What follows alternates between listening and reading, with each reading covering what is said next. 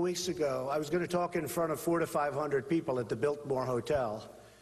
And then about 3 days ago, we got a call from the Biltmore begging us not to be there. Begging us. And that doesn't happen too often.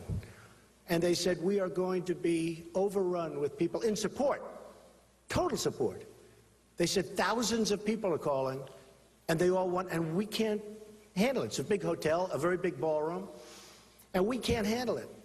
So we started scrambling, and I thought probably I'd have to go outside, and if it's a windy day, my hair will be blowing up, but it is my hair. That's a good, it is my hair. You can always tell a dishonest reporter when they say, you know, the other day I had actually a great story, but they said, but he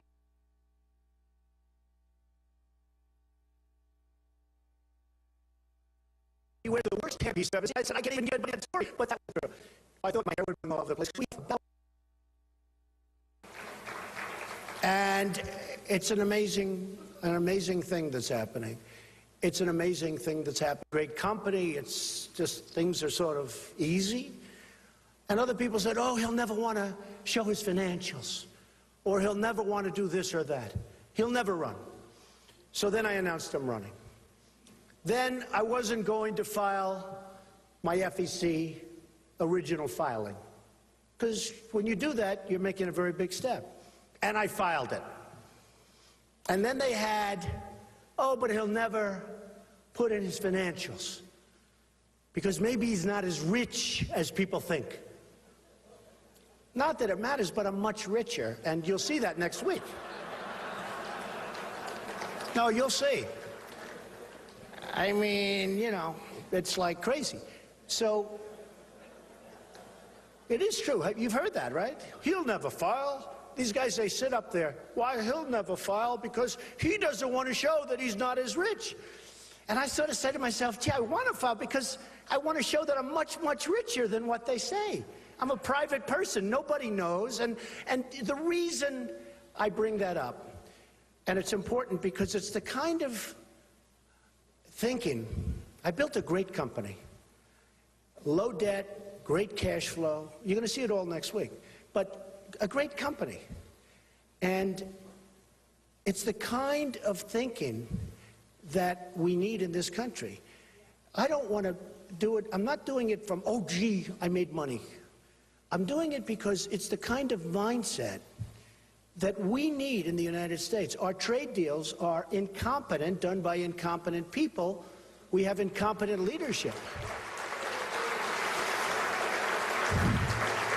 And whether you're on the libertarian side, and by the way, some incredible points they make, or the very conservative side, or the Tea Party people who I think have been totally disparaged for years, and nobody knows the power of the Tea Party. Nobody knows that. I only say that because the Tea Party loves me, you know, but it's true. The Tea Party has such power, and they get trivialized. They're always trivialized, and nobody knows the power. That's what's happening a little bit with me, because people hear what I'm saying, and they believe it. Strong military, take care of our vets. Our vets are treated like third-class citizens. What you hear, I mean, I've met with a lot of veterans groups where they'll go to a hospital. By the way, in some cases, they'll build a new hospital for $1.5 billion. You could build 7 hospitals, 10 hospitals for that if you knew what you were doing. And they'll get there, and they'll wait in a reception area for 4 or 5 days before they even get to see a doctor. They wait for 4 or 5 days. We have to take care of our military. We have to take care of our vets. We have to end Obamacare and come up with something that's much better. We can repeal it. We can come up. I have ideas on that. So much better. Not only that, less expensive for the country and much better for the people, because Obamacare is a disaster. You know, it doesn't kick in until 16, really kick in. The cost is astronomical. Doctors are going to be leaving like all over the place. They're already leaving the profession. I have a friend who's a doctor. He said, Donald, I'm going to be retiring. So the guy's like 50. He just doesn't want to do it anymore. He said, I have more accountants working for me than I have nurses. It's a real problem. But when you look at what's going on with the country, and I say it all the time, we don't have victories anymore. We used to have victories. We used to be great. And my whole theme is make America great again. It's what it is. We have to. But you can't be great if you don't have a border. You can't, no matter what you do. And you can't be great if China's taking all our jobs. You know, we've rebuilt China. China's made so much money. We have such power over China, but we have leaders that don't know what they're doing. I mean, we have trade deals with China, with Mexico, with Japan. In Japan, boats come, the biggest boats I've ever seen. I just left Los Angeles. The biggest boats I've ever seen. Thousands of cars, millions of cars coming in. We get nothing. We get cars. We want to send rice. We want to send corn. They have protesters. We don't send. The imbalance of these things. I mean, they send a car and we send corn. Believe me. It's a lot of corn to make up for a car. And they won't even take our product. And then we think that we're not dealing from strength. We have all the strength. With China, a friend of mine who's a manufacturer says it's impossible to deal with them. He's a great manufacturer. Smart, tough, makes an incredible product. He said, I can't get the product in. And when I do, they charge me a surtax. I said, what is it? How much? 42%. I said, you got to be kidding. This is a great story. He goes, oh, don't get me involved. I don't want to be involved. They don't want to be involved. But they charge him a surtax. We don't charge surtax. They manipulate the hell out of their currency. And by the way, I love China. I sell apartments for 10, 15, 25 million from people from China. The largest bank in the world is from China. They're my tenant in one of my buildings. They're my tenant. I mean, I love China. True. How can you not love China when they pay me? I own a big chunk of the Bank of America in Bank of America building. Nobody knows it. Nobody knows what I own. You know, Forbes, they write stories. They have no idea. They have no idea. I love China. I love Mexico. I tell everybody.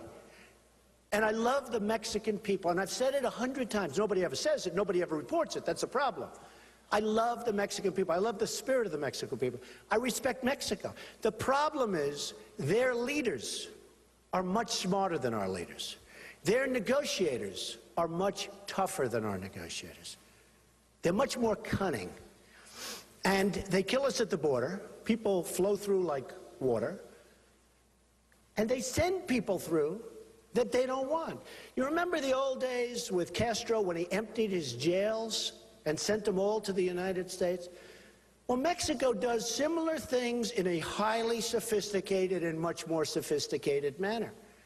And we have people in the country. You look at Kate. You look at, I have a man who's a friend of mine, Jamil Shaw. He's with me. He came today. In fact, Jamil, where are you, Jamil? Is he around here someplace? One of the finest people. Where is Jamil? Will you come up here for a second? Jamil Shaw, do you know who it is? He was on one of the big shows on Fox and CNN the other day. I never met Jamil. And he was talking about Trump. And I said, oh, no, not more. How much can you take?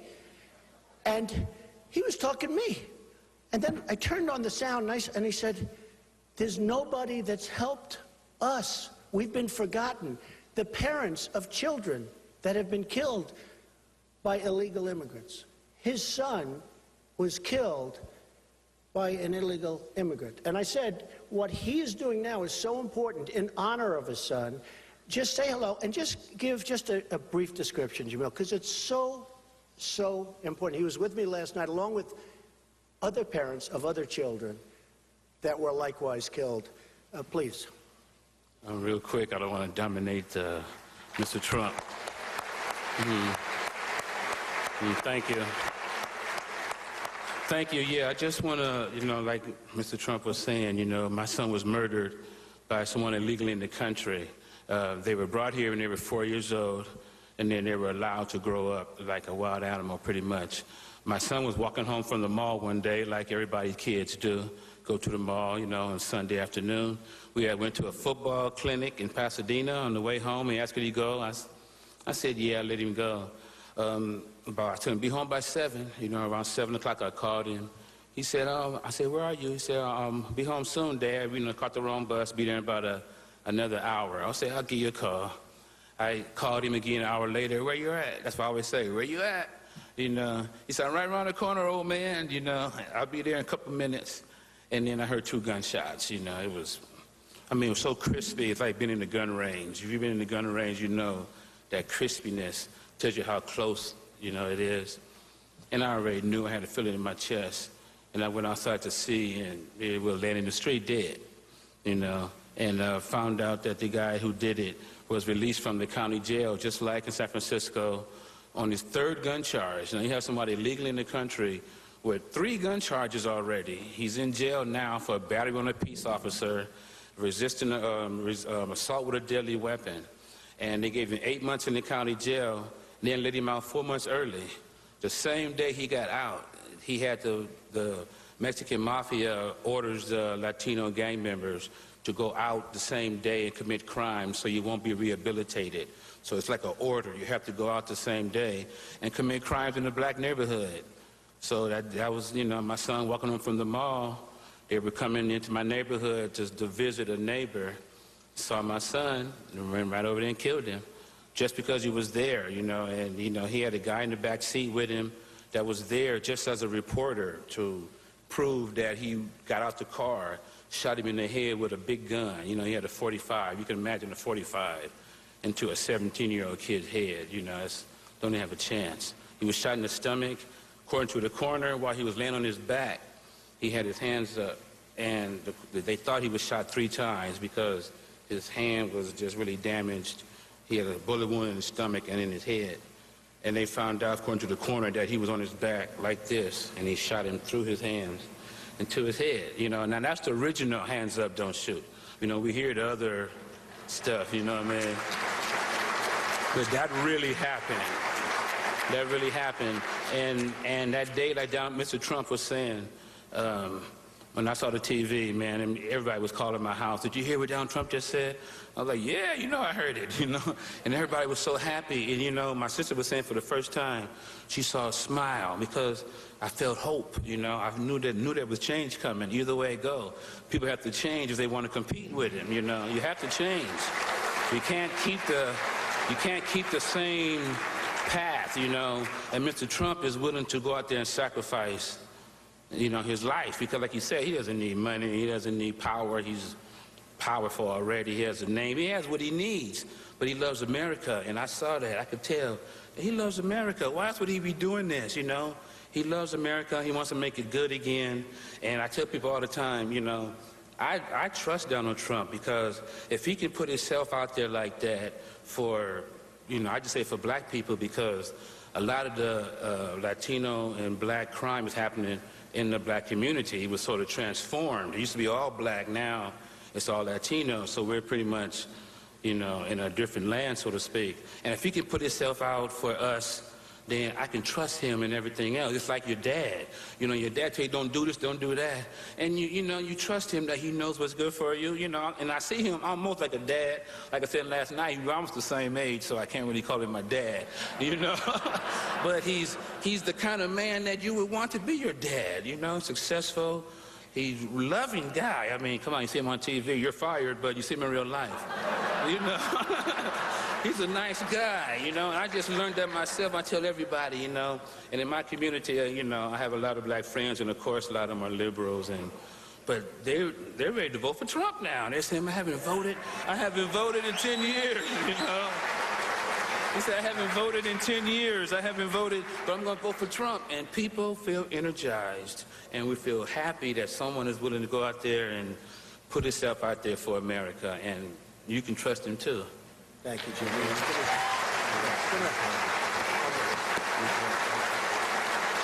Wow. His son was a great quarterback, and he was applying to colleges. One of them was Stanford. And, the whole thing is just so sad to see it. And his sister is here, too, and his mother. And his sister told me a story yesterday that when Jamil saw what happened to his son, he went to the ground and was pounding on the cement sidewalk with his hand and virtually broke his hand. He couldn't believe what happened. So I just want to thank you, Jamil, for being here. It's amazing. It's really amazing. So, one of the things that came out of the press conference last night from one of the other folks is that their child was murdered by an illegal immigrant. And they said the police were very, very strong and very, very good. Everything was great. And this, I don't know how anybody can understand it, because it's the first I have ever heard of it, but everybody agreed, including Jamil. Once they found out that it was an illegal immigrant that killed their child, it became politically incorrect to even talk about it. They took it totally easy on the person, and the parents just got nowhere. That was 3 years ago. They just get nowhere. Whereas when they thought it was somebody that was legally in the country, everybody was fighting like hell to give due justice. And I went around the table and I said, is this true? And they said, it's true in every case. So there's something really bad out there, something really sick out there. And we have to do a job. We have to get the word out. I love people to come into the country legally. They have to come in legally. They have to come in legally. There's nothing wrong.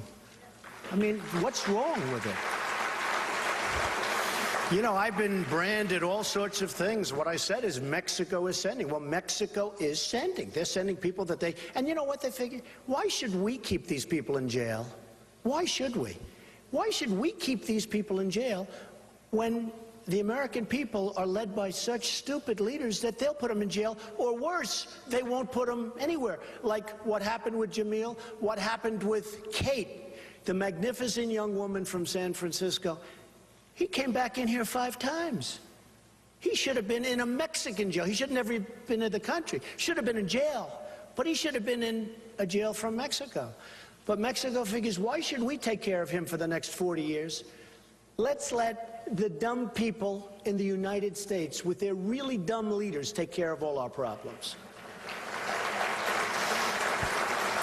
And I saw protests, a couple of very tiny protests. I heard, oh, there's going to be a protest. You go there, and there's like a few people.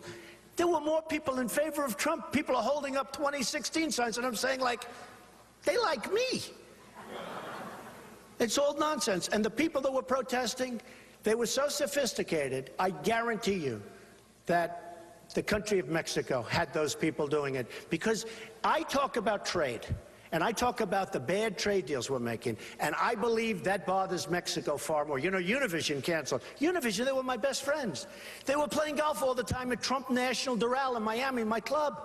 All of a sudden, boom, I was a bad person. Because Mexico put the clamps on Univision. Univision's doing an IPO. They're doing very badly as a company.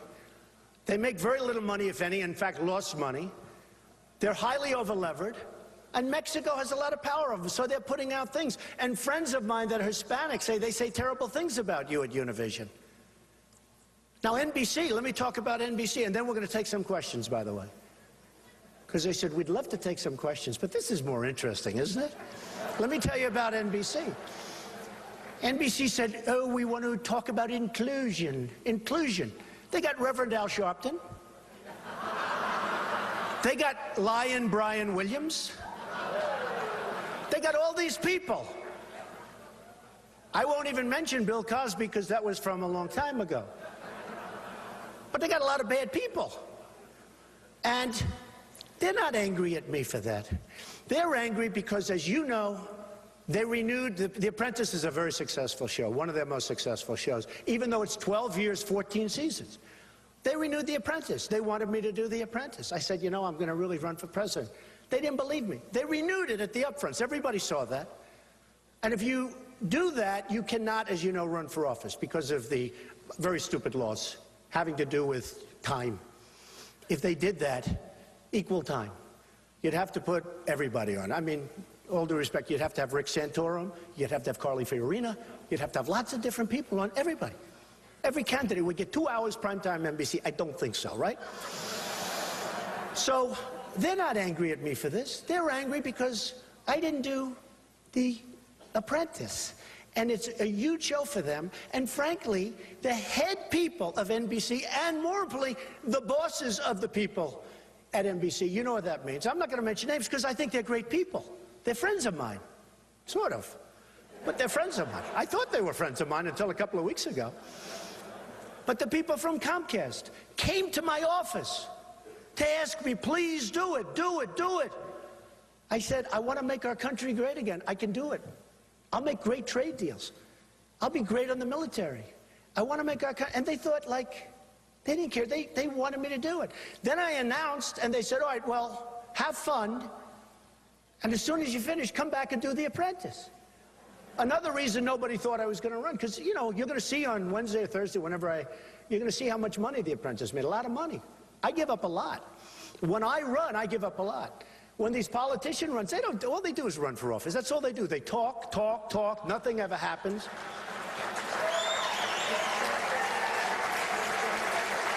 They talk about Benghazi. Huge indignation. Benghazi, Benghazi. 2 days later, you never hear them again. They talk about IRS. They talk about Hillary's emails. She broke the law. She got a subpoena from the United States Congress, and then she didn't give the email. She destroyed them. Do you remember Rosemary Woods from Richard Nixon? 18 minutes of tape. Ruined her life. Hillary gets an email from the United States Congress, gets through an email, a subpoena. I mean, everybody's saying they sent the subpoena. Now, they're politicians, so maybe they didn't. But they all said they sent a subpoena. She gets the subpoena, and then she deletes. Tell me, how do you do this? She gets rid of her server, she gets rid of she broke the law. So the Republicans, and you know what? At least we know where the Democrats are coming from. But for the Republicans, I'm more disappointed in them. Because it's huge. I'm a Republican conservative. It's true. And you see it. 48 hours of indignation. Oh, what she did. You don't even hear about it anymore. You don't even hear about it. Let me tell you something. If I get this nomination, you're going to hear a lot about it. You're going to hear about it so much. You're going to hear about it like you wouldn't believe. Now, just in closing, before we take some questions, it's hard for a conservative Republican, libertarian, it's hard for certain groups of people to get fair press. I have great respect. You know, I've always gotten, you know, pretty much, but I've always found the financial press to be quite honorable. But this political press is brutal. You know, I tell the story about how I have great relationships with Mexico, how I love the Mexican people, but the Mexican government is smarter than our government. Nobody puts that. And they put half sentences. Like, I talk about the American dream. You know, I say this a lot. The American dream is dead, but I'm going to make it bigger and better and stronger than ever before. I say it all the time. The American dream is dead, but I'm going to make it bigger and better and stronger than... So my wife said, oh, darling, you said horrible things in your speech last night. I said, what? You talked about the American dream. And here's the way they put it. On many different networks. The American dream is dead. Cut. I said, whoa, that's brutal. They left the second part off. Just like they left when Mexico sends. I said, I'm talking about the government of Mexico. They're smart. They're sending us their problems. And we're taking those problems. And we're going to pay for those problems. And Jamil, his son, would be alive today if we knew what we were doing. And Kate would be alive because these people should never have been in our country. So the press, the political press, the media, is very, very dishonest. I mean, unbelievable. It's unbelievable.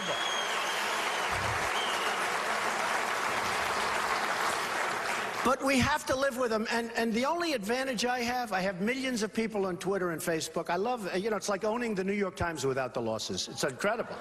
Tweet, tweet, tweet. So when somebody hits me, I hit them back. And, you know, I have millions of people. Millions. And it's like Great. So at least I have a megaphone that I can fight back, but it's hard because they come at you from, like even last night, it couldn't have been more beautiful because we're representing these young people who died. And some people, not all, but 20% just totally and purposely misconstrued everything that was said in that room last night. There were some stories that you would actually say they were there, but you would actually say they weren't there. So we have to be very careful. We have to be very smart. I will win, if I get the nomination, I will win the Hispanic vote because I'm taking jobs back from China. I'm taking jobs back from many places. You know, last quarter, we had a GNP, gross national product, which was negative. You don't see that. You look at these countries, India, all of these countries, they're going through the roof. You call up about your American Express card. Somebody's on the phone with a little bit of an accent. Where are you from? Oh, this is New Delhi. Oh, that's wonderful. That's wonderful, New Delhi. Why can't it be from Arizona, from New York, from Las Vegas, Nevada? Why can't it be from why can't it be in this country? You would think it's impossible. How can it be that far away and they save money? How can it be, right? They're from India. So I'm going to take back our jobs, and I'm going to create so many jobs in this country. And I actually thought that was going to be my strength, and I still think it's going to be my strength. And then I started talking about, because to make the country great and strong, we have to stop the border. We have to stop illegals from coming in. So that's part of what the whole picture is. So I mentioned it, and then after I mentioned it, it got... By the way, you know, after I did the speech, 6 days went by, nobody said anything. You know that, right? In fact, I got rave reviews on my speech. They said, what a great speech. I got so many great reviews. They said he stood up there for an hour and didn't even use a note. I happen to have a great memory. You know, it's good. Helps. But I got great reviews. And then 5 days later, all of a sudden, I said a thing that was so big because they took half sentences and they changed it. They probably worked hard during those 5 days trying to figure that out. So we have to be very, very careful. I always start by saying I went to the Wharton School of Finance, one of the hardest schools to get, even then, one of the hardest schools to get, the greatest business school in the world. I went to Wharton. I did great. I came out, I made a fortune. I wrote The Art of the Deal, #1 selling business book of all time, I think. I always say I think, because they'll find out one book sold 3 copies more. Oh, Trump told a horrible thing. I think the largest of all time. Most of you have read. Has everybody read The Art of the Deal? Most of you. Trump, The Art of the Deal. You know who hasn't read it? Obama. He hasn't read it. I mean, here's a guy, Sergeant Bergdahl. We get Bergdahl, a traitor, a no-good traitor, who in the good old days would have been executed. We get Bergdahl. They get 5 killers that are right now back on the battlefield. The 5 people that they most wanted. They got them, and we got Bergdahl. That's like the way we deal. Look at the Iran deal. I mean, this is a deal that never ends. Somebody said, how long should that deal have taken? I said, 1 day. They said, what do you mean? I said, make it a week. We got a chief negotiator, goes into a bicycle race. He's 73 years old. He's in a bicycle race. He falls, he breaks his leg. He's negotiating against the Persians. They're great negotiators. The Persians are great negotiators. Iran, great negotiators. I saw the other day on Charlie Rochar's watching their chief negotiator. I tweeted, he's too smart for our team. Don't make the deal. It's true. I watched him. He's smart as hell. Too smart for our deal. No good. And just in finishing on that subject, we have 4 people that are prisoners over there. We don't even ask about it. If I was in charge, I would say the following. Fellas, and by the way, it is all fellas, I hate to say this, they haven't figured out that the women are smarter yet, so yeah, it's going to take them about another 150 years. I'd say, fellas, you got, in those days when this thing started, about 200 years ago, this negotiation on nuclear, and by the way, it's called tap, tap, tap. They're tapping us. I do it all the time with deals. I don't know if I want to make it. We have one of the greatest deal makers from Las Vegas, Phil Ruffin. Where's Phil Ruffin? Where the hell is he? He bought, do you remember? Where is Phil? He's in the back. He wants to keep a low profile. Bought a hotel down the road, Bought it for 100 million, sold it for $1.3 billion. It's a good deal maker. I'd put him in charge of China.